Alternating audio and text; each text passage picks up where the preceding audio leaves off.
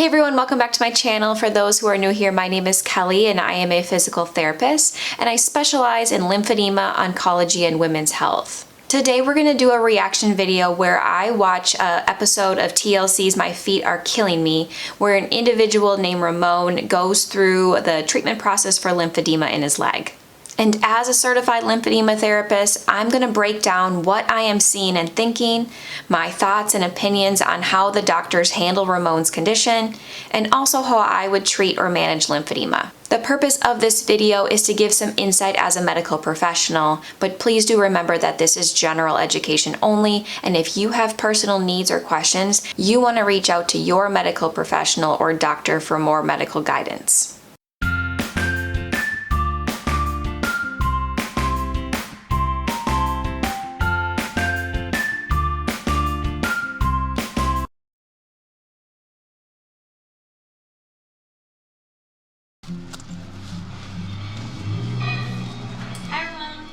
Enjoy your workout. Thank you. Now, Ramon appears to have right lower extremity lymphedema. It also appears that he has most of his lymphedema in the lower leg, which means below the knee, around the ankle area, compared to the thigh. This is really common due to gravity pulling it down and pulling at the bottom. In 2017, I was about 600 pounds. When I finally found the drive and the ability to be persistent, to pursue what I needed, I started losing weight and I shed about 310 pounds. However, my leg just kept getting bigger and bigger. And what I ended up having was a condition called lymphedema. So it's a buildup of protein-rich fluids in the lymphatic system that's kind of given up on you. It just stays in areas, certain limbs. So Ramon is correct. Lymphedema is a chronic condition. Unfortunately, there is no cure for lymphedema at this time. Now, Ramon does not explain what has caused his lymphedema or where his lymphedema comes from. We are never going to know that answer through this video. However, he did allude to one thing. He explained that at one point he weighed 600 pounds and he lost an astonishing 300 pounds, which is wonderful, but he noted that his leg did start to increase in size despite losing that weight. Now, one hypothesis that we can explain is there is a chance that his lymphedema was caused by obesity. Obesity can cause lymphedema because if there's a lot of adipose or fatty tissue that puts pressure around the lymph nodes, specifically in this case probably the groin area, that can cause damage to the lymph nodes, which will back up the lymphatic system. The other thing lymphatics can be damaged by with obesity is the pressure around the superficial vessels, which means the vessels or the lymphatic vessels that sit underneath your skin that run throughout your body. When there's a lot of pressure on them, that can damage those as well, and again, causing a backup and causing lymphedema. The studies show that if you have a BMI of over 30, you are at a risk for getting lymphedema. But they show that if you have a BMI of 50 or 60 or even greater, you're at a very high risk of developing lymphedema. So again, we won't know for sure what caused Ramon's lymphedema or where it comes from, if he had a genetic predisposition to it, but that is one hypothesis that maybe did occur. So I wear a series of compression garments that keep my leg intact, but I have all of this extra on top, and it just keeps going. Now, Ramon is wearing a compression sock. It is hard to tell from this video, but it appears that it might be a really light flat knit garment, or it could be a strong circular knit garment. It also shows that it stopped right above the knee, which is not usually typical. I have a feeling this is a thigh-high compression stocking that just rolled down for him. Usually we are trying to get it really high up on the thigh so it stays up longer, but as someone moves around, it does start to slide down. You can see the white dots around the top of that stocking. That's a silicone band, and that really does help grip on the skin and help hold the stocking up a little bit longer. So when someone has a diagnosis of lymphedema, the ideal garment is a flat knit garment. That is usually a customized garment that is fitted and shaped for someone and their anatomical size and shape. This is a flat knit garment. As you can see, this one also has the silicone band at the top. It is a little bit of a thicker fabric that we call inelastic. It does stretch, but it doesn't stretch a whole lot. This helps contain fluid and lymphedema much better than a circular knit garment. A circular knit garment is more off the shelf, so something that someone can buy at a store, and the way it's woven is that it is a lot more stretchy in both directions. You can also get it with a silicone band, but it's not going to be as thick and it is more elastic. The difference between the two is the containment level, so this is much stronger and this is much thicker, but it's going to help avoid tourniquets, which where the circular knit garments tend to do is they cut into skin, especially you can tell at his ankle, which is a lot thinner right below where the lobule sits around his foot. This can cut in a little bit more and that can cause skin breakdown or other wounds, which can lead to infection. And when someone has an infection, that typically does worsen the lymphedema and it creates this cycle. And so ideally he's in a flat knit garment, but again, it's hard to tell from this video. It's tough. Like, I'm on these things all day long and I can't help it. I have to get around, I have to go shopping, I have to do things. And this is what I have to deal with, all of this weight, all of this uncontrollable cottage cheese. It's just there. So another thing they don't allude to in this show is if Ramon has had complete decongestive therapy. Complete decongestive therapy is the gold standard therapy for lymphedema. We have complete decongestive therapy in two different phases. Phase 1 is the reduction phase. The goal of reduction phase is to help reduce the volume of the limb as much as we possibly can before moving to phase number 2, which is maintenance phase, where we try to keep the limb that size long term. So back in phase 1, what would we use? We use compression bandages. These are short stretch bandages, and these are meant to help reduce swelling. We use them in conjunction with different padding, such as foams or cotton areas to help protect the skin, but also to help put more compression on that limb comfortably.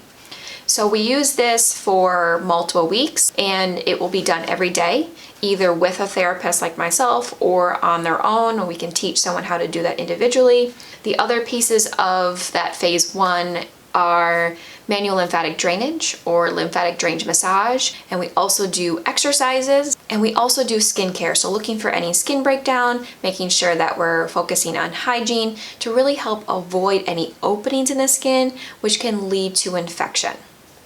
The other piece is going to be that maintenance phase, which is where we would put someone in compression stockings or garments, or maybe even Velcro wraps, or whatever works for that individual based on how they move and their activity level and their ability to get them on and off independently. Hey there, please sign in. Thank you. I'm in trouble. The lymphedema, it's literally spinning out of control. Ramon, I'm gonna take you to the back. Thanks. You see it today, and it weighs 115 pounds. It could swell up to 150 pounds. You can take a seat and... So Ramon is going to see a foot and ankle surgeon. I applaud her for knowing and having some awareness of what lymphedema is and a little bit of maybe how to treat it. A lot of medical professionals just do not have the awareness of what it is because they didn't get the training in their schooling. I have a patient today coming in. His name is Ramon, and he has a really big lymphedema issue. Lymphedema basically means that your lymphatic system is compromised. Your bodily fluid settles in your limbs. It doesn't have the... So lymphedema has 4 different stages, stage 1, 2, 3, and 4. So these pictures that she has pulled up do show very severe progressed stage 4 lymphedema for individuals who likely had no access to medical care, unfortunately. However, the majority of the population of those with lymphedema do not have these later stages. They usually are around stage 2, stage 3, and then they start to manage with things like compression and exercise. I'd also like to add that it's not always just legs and arms that get swelling. Someone can get lymphedema in the head and neck area, especially after head and neck cancer surgery. You can get it in the breast area after breast surgery, abdomen, and the genital or pelvic area as well. Ramon's case is one of the worst cases of lymphedema I've ever seen. It's amazing that the feet are spared in all of this. Big time. Ramon's feet don't really have the classic lymphedema that you would normally see, but he will have foot problems because of this. All the added weight on his foot, it could cause like a fracture or a break. Now, I really like how she explained this. She acknowledged that yes, he doesn't have the typical lymphedema clinical signs that we see because his foot is not involved with the swelling, but that's going to be a lot of issues on the foot, but also the knee and the hip and the back and cascade up the body. So when you wear your compression garments, it's kind of holds it up a little bit. It made a lot. Like, I couldn't even tell you what that weighs. I have no Yeah, well, clue. I'm lifting it now, and I can tell you it weighs quite a bit. So when the doctor lifted up the tissue, it gives me the clinical viewpoint that his leg is not completely full of fluid alone. It also shows that it might be a little bit more fibrotic tissue with some hardening, but it doesn't appear to have a lot of pitting. So pitting means when I press into the skin or the tissue and I let go, if it stays indented, that's pitting, and that's usually what fluid alone does. And we can't really tell through this video what it actually feels like, but visually from what she's moving around, it looks like it's more fluid on the bottom and a lot more of other tissue or fibrotic tissue and excess skin as we get higher up towards the knee. Let's see how you walk. I want to have you come out in the hallway so we can see how you're standing and walking for now. Okay? Come on. So Ramon, you're just gonna do like back. Am I sprinting? No. Walk slowly, like, we'll just walk normally. Like a pimp walk? Like a pimp walk? That's my normal walk. That's your pimp walk? You do a little gangster lean with your walk. Hey, you know what's up? Make my phone. I can appreciate his sense of humor here. Looking at this picture, it does appear that his thighs don't appear to be very swollen. He does have excess tissue and excess skin, likely from his weight loss, but you can see that hanging down as well. That doesn't appear to be a lot of fluid involved there. But it does appear that a lot of it, again, his fluid sits lower in the ankle, lower in the leg, and I would say there also appears to be some mild lymphatic issues on the left leg, the one that we're not talking about here. It's hard to tell by looking, but if you look around the ankle area, he has that same foot sparing into the ankle sparing, and then has just a small lobule starting there, and it appears a little bit larger above that as well. And I won't know if we don't do diagnostic testing or if we aren't able to feel the texture as well through the video, but that would be something that I also look at if I were her. Oh, let's try normal for now. It's a little bit more heavy, like on the right. I mean, it swings, especially yeah, it with no garments, no support whatsoever. So his gait or his walking pattern is significantly compromised due to this lymphedema and this weight. You can probably see that he's, like he mentioned, swinging it through like a pendulum. He also hikes his hip up a little bit more, and he doesn't bend his knee very much as he walks through. This is all likely due to the weight and the heaviness of this area. But you can imagine walking like that for a long time and how much that would put extra pressure on that hip and that back, having to do that extra movement and out of kind of the norm. Just every step is just kind of like lugging your legs like everywhere. It really is Exactly. a strain on my knee. Like, it's awful. Like, it just feels so bad. When your gait is that abnormal, it will definitely affect your knees. But then moreover, he's gonna develop arthritis in his hips. Like, your hips are not designed to walk with a pendulum, like a swing. So she just reiterated what we explained before, good awareness on her part. It's not just the leg that we need to deal with, especially as therapists. So if there are any therapists watching this, you can't just look at the swelling. As a physical therapist, we need to look at the body as a whole and how it functions, as well as addressing the pain from the rest of the body. It is now time for your treatment. Okay. All right. Let's do this. Before we start the treatment, though, I'm going to measure your leg, and then I'm going to measure it again after the treatment. So that way we can see what the difference is in size. That's correct. We always do that. The first thing we do is we want to get a baseline measurement to measure someone's volume, and then we'll measure it ideally at least once a week through treatment, but of course at the end to see what the difference is. This is like 70 centimeters. All right. So I'm not sure how she's measuring or keeping track of this. Again, we're just not going to know in the video. But typically a certified lymphedema therapist will measure every 5 to 10 centimeters up the leg or an arm, and we will put it into a system or a calculation that will give us a volume. And so we'll use the volume to compare to the other side if it's not affected by lymphedema, and that will give us an idea of how much swelling is in there. But it will also give us a percentage amount, and we use that clinically to help diagnose stages of lymphedema.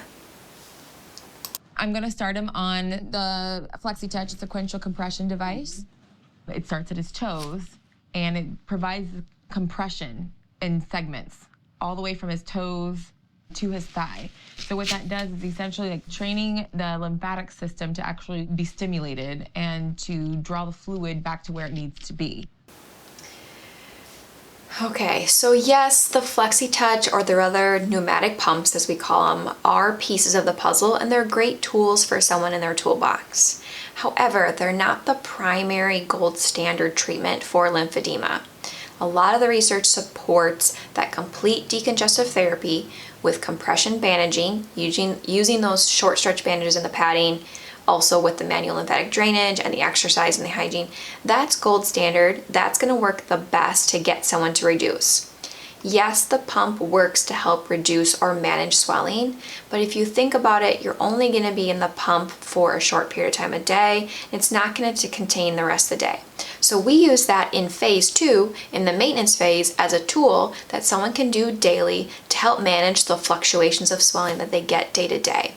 So as a certified lymphedema therapist, my choice would not be to put someone in a pump first. My choice would be to do the complete decongestive therapy and use short stretch bandages to reduce them. So I'm not sure what she's using this for. I'm sure she doesn't bandage someone. That's not part of her job, but I wish she would have referred him to a certified lymphedema therapist for better treatment. How's it feel right now? Like, this is amazing. Yeah, Like feels this? good, right? Like a little massage. I would say it feels better than good. Oh, okay, well, good. Well, hopefully it means you'll do it every day. Gonna take about half an hour. Okay. So I don't think this pump fits very well. As you can see, there's a lot of openings. I'm sure, this is what they had available, but that would be something, if someone were to get a pump for themselves long-term home, we want to make sure that they're getting the right size and they get that full coverage. A lot of people like the pumps. Those who have it generally do enjoy them.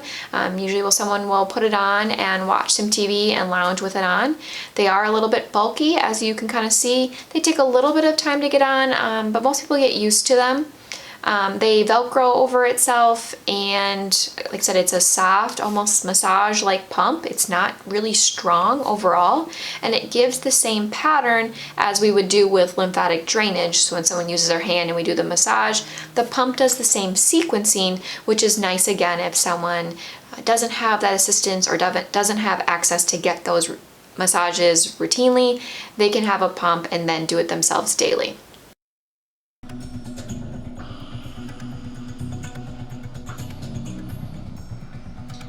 All right, so how do you feel? I feel really good. Really good? Yeah, I mean, I want to see what it looks like. Okay. So before, this ankle was measuring 70 centimeters. So we're gonna see how we did.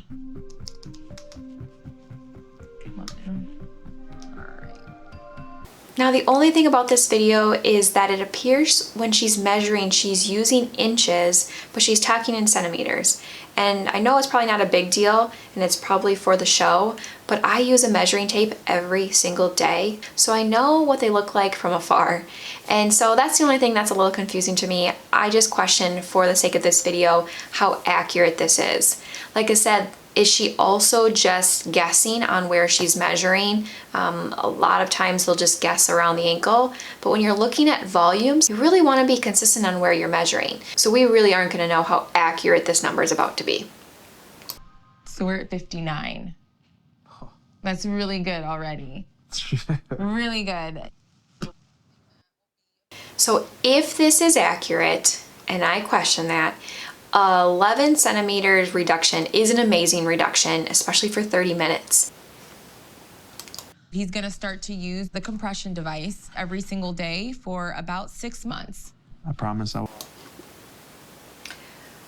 Okay, So this is the part that I have a little bit of a challenge with, and like I was talking about a little bit before. As a certified lymphedema therapist, we don't usually need 6 months to get someone's volume down where we need it to be. Very, very rare occasion. It maybe will happen, but very rarely, even at Ramon's size. So again, ideal, gold standard, most effective way to help manage lymphedema is with the short stretch bandaging or compression bandaging systems. If you're doing it every day and retightening it up and recompressing it down, a lot of that fluid's gonna move a lot faster than 6 months. So that's the one thing I would like to take away with awareness of lymphedema treatment, is that the pump is not the first thing to go to for the majority of individuals, but there might be certain circumstances that your therapist might want to do that, and that's just fine. Or if someone doesn't have access to support, I understand that as well. I just want to make sure that when we talk about awareness and we're bringing this up to our medical professionals, that we're getting individuals and patients to the right support. We hope that with the lymphatic therapy that the legs can get smaller and smaller. And so over time, there will be less and less to manage with his lymphedema. So yes, I agree that the goal is to reduce the fluid just like she does. We have the same end goal. I also agree that the goal is, if we can reduce the swelling, that he can move around better, that he has better quality of life, that he has less pain. I agree with all of that thing. I just think the only thing I think is that we can probably get there sooner and more efficiently and effectively with complete decongestive therapy versus just the pump 30 minutes a day for 6 months. Well, hi. Hey, Doc. I'm good. How are you? Splendid. Splendid. 3 months. That's good. How are your legs? What's going on? Tell me about what's going on. So here I am in bed. Okay. And my right leg, of course, much bigger than the left leg, but a lot more flexible, like a lot more action here. So, I mean, the plan is for... So I wonder if this was done during COVID or that's just how they do it with a virtual follow-up. I'm not sure. Ideally, we would like to see the person back in the clinic so we can re-measure their leg. Also allows us as the clinician to look at the texture. We're looking for fibrosis or the thickening of the tissue, the pitting of the tissue, and just how the texture is overall. And so that would be ideal. I don't know the situation with it being virtual. The other thing that looking at this video, it does appear that his right leg is smaller than it was in volume. It's hard to tell with the angle of the camera because gravity does drop the fluid down when he lifts the leg up. So it's hard to tell what's actually underneath and hanging down. But it does appear that his lobules are smaller, which is good. But again, as a therapist, in the ideal world, we get them back in the clinic if we can to really get those volume measurements. What I really like is people lose liters and liters and liters of fluid at times, and then we can give that number objectively to them and put that amount of fluid on the table and say, this is how much fluid you've lost. And it can be a really dramatic change, but a really great way for patients to get an idea of how far they've come. For you to continue with what you're doing, because you're doing really well at it. And at some point, we can start to discuss your surgical options. So, Ramon. So she just mentioned surgical options. This is growing in popularity within the lymphedema community, but there are still not a lot of options out there or a lot of surgeons doing these type of surgeries yet. In the United States and around the world, there are various types of surgeries that surgeons are doing, including a SAPL surgery, an LVNT, and an LVA surgery, which surgeons really do personalize and individualize for each person. One thing that's really important to note with these surgeries though is that for the most part, individuals will still have to wear compression garments to manage the lymphedema. Yes, the volume is down. Yes, they can function more. They have less pain. They have a lot less infections. A lot of things are improved, but there is still not a cure for the actual lymphedema at all times. And so they still need to wear compression to make sure that their system doesn't back up again.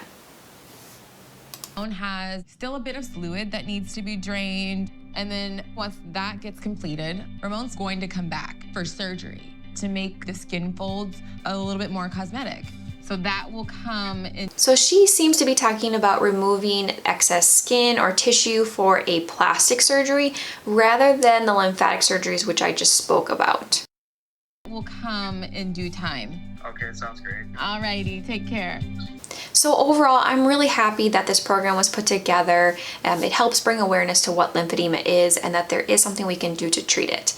I know I spoke a lot about how this is not the ideal treatment that we would use as certified lymphedema therapists to help get Ramon where he would need to be. But again, I'm just happy that there is some awareness being brought to lymphedema. There's a lot of frustration because yes, compression stockings and garments are not covered in the United States by Medicare. I'm not sure how it is in other countries, but it is a struggle to get individuals what they need for supplies and equipment to manage their chronic condition. When someone has to pay out of pocket for compression stockings and garments, it gets very, very expensive. The flat knit garments, which I talked about before, which are customized and ideal and gold standard for lymphedema, are hundreds to thousands of dollars, and a lot of people cannot afford that, let alone doing that and getting new ones every 4 to 6 months. So in the United States, there is the Lymphedema Treatment Act, which is working to try to get support and coverage for these things, but again, it's moving ever so slowly through Congress and needs a lot more support.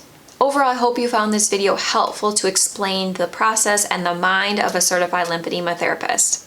If you have any other requests for reaction videos on related topics, be sure to comment those down below, and I'll see you all next week for another video. Thanks everyone.